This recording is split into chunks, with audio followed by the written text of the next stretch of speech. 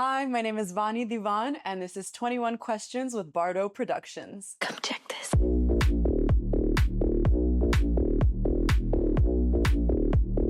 All right, who are you? I am a neuroscientist and DJ based in LA. How did you first get started into DJing? I actually started in radio. So I had a radio show. It was a hip hop show at 10 p.m. on Tuesdays on the airwaves, KSPC 88.7 FM. And that was in college. And then I joined a DJ collective and started putting on shows for the women of color on campus. And then since then, in every city that I've lived in, it's been a new chapter of taking DJing professionally. So I played professionally in Mumbai, LA, and SF. And now it's been 7 years.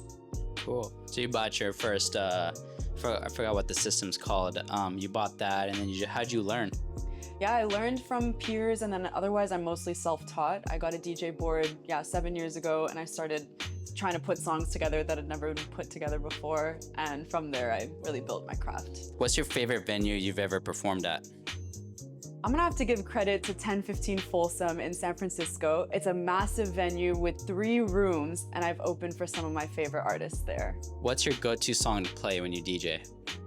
It's hard to pick a go-to song because I always play music from all over the world in all my sets, but I will say the Coolie rhythm always hits, and so I feel like I have a Coolie rhythm song in every single one of my sets.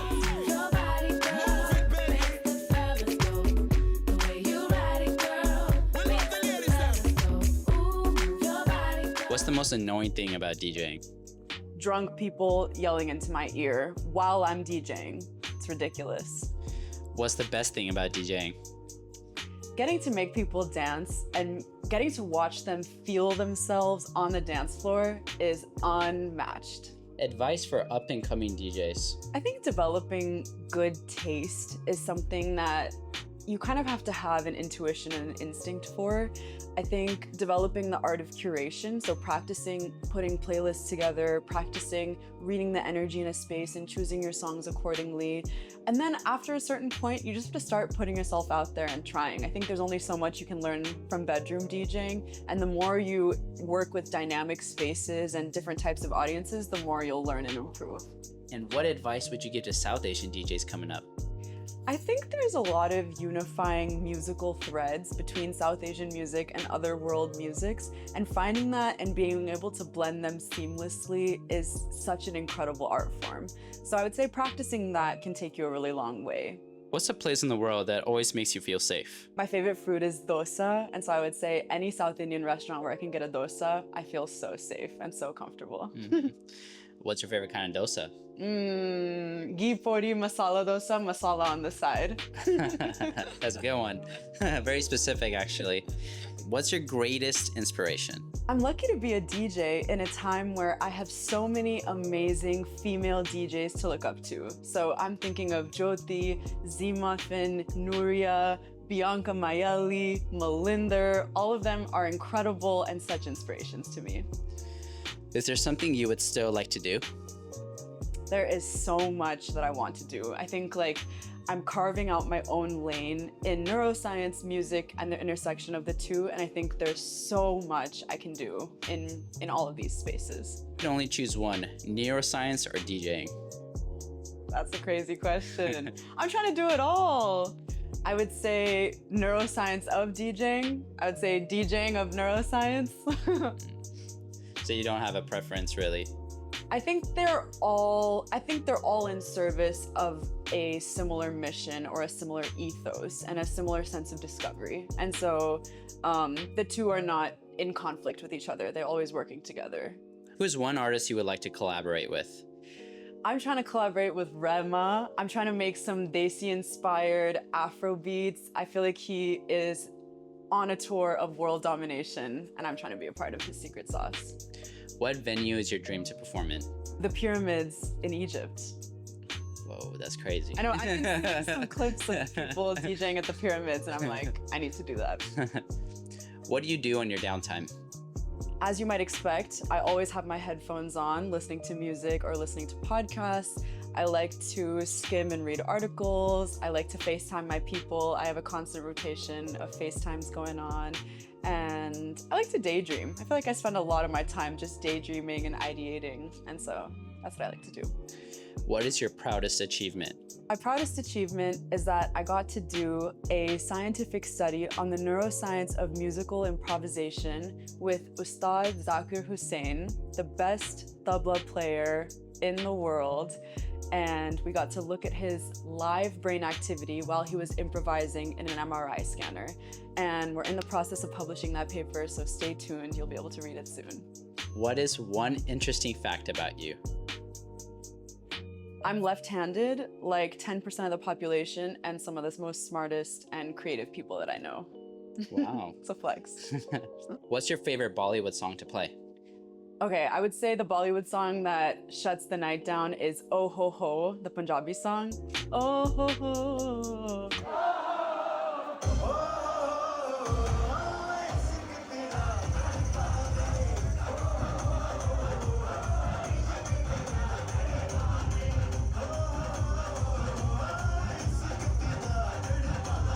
And the thing is, I never know what to follow it with because it literally just makes everyone dance so hard that there's no coming back from it. Do you prefer small groups to perform for or large groups?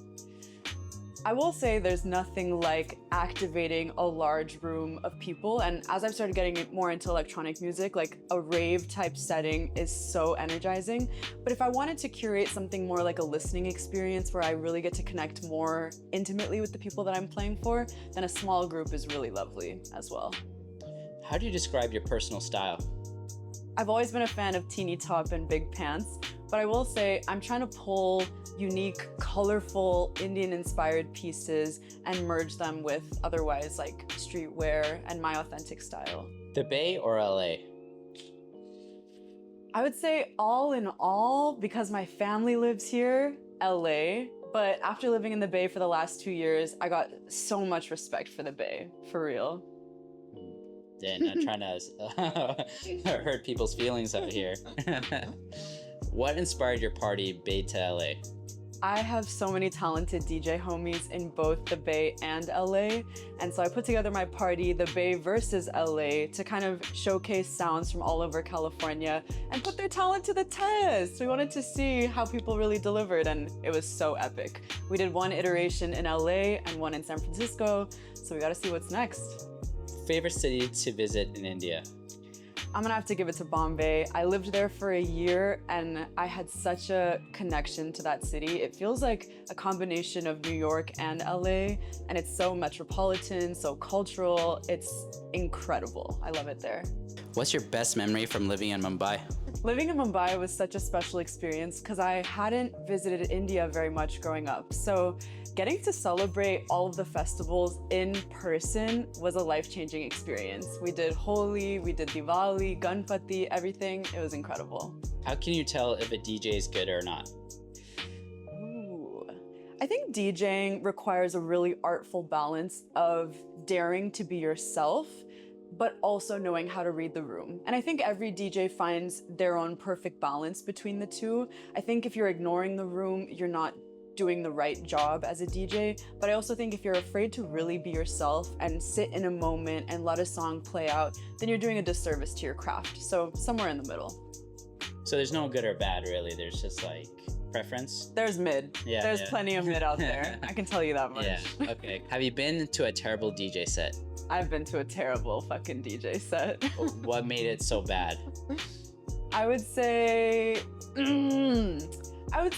in the club, if you cut the music and you kill the vibe, like it's just hard to come back from that unless you do it really well. I would say I've seen a lot of male DJs just ignore the room and play for themselves and not play for the room, and that's just no fun for anyone. I would say I hear some really bad technique out there, I'm not gonna lie. Like, I am very attuned to mixing, I listen really carefully, and I'm a pretty big critic of DJs, yeah. What's the most annoying song to be requested? I love playing Bollywood, mind you. In every one of my sets, you'll hear something from Bollywood or Bollywood inspired, but if you come and specifically request it, that can become really annoying because I need the creative freedom to do whatever I want to do. But trust that you'll hear what you want to hear over the course of the set. Yeah. Don't be asking for songs then. Just let her do her thing. No requests, respectfully. Do DJs actually mix or they just press play? I would say there's a lot of craft and intention that goes into DJing long before you actually get to the decks. So I think curation is a skill that one builds over the course of their lifetime. Good taste, good kind of the ability to sense the energy in a room. All of these things are things you need to practice before you actually get to the decks. Once you get to the decks, I think mixing is really, really important. I think transitions can be really artful. So I see some people just pressing play, but for the most part, we're all putting a lot of intention into it. So there's no pre-recorded sets in Not DJing? that I've seen. Not that I've seen. What were your biggest mistakes when you started out DJing?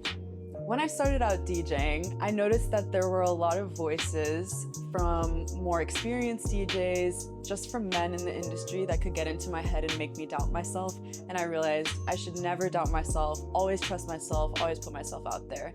And 7 years later, it's really paid off. How do you balance being a DJ and a neuroscientist?